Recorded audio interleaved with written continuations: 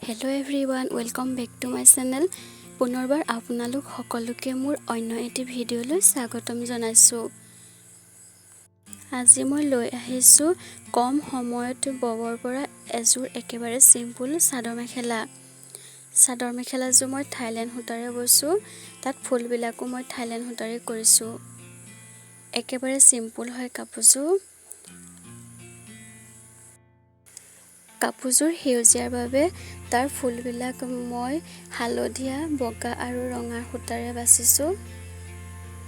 কাপোৰযোৰ ৰংটোৰ লগত মেটচ কৰি ফুলৰ ৰংবিলাক দিব লাগে, তেতিয়া কাপোৰযোৰ দেখিবলৈ ভাল হয়। এয়া দেখিছে, এনেকৈ মই পান কটা দিছোঁ। পান কটা দি মই বুটা দিছোঁ অলপ আঁতৰে আঁতৰে এপাহ এপাহকৈ। এয়া বুটা লাইন কৰি আকৌ পান কটা দিছোঁ।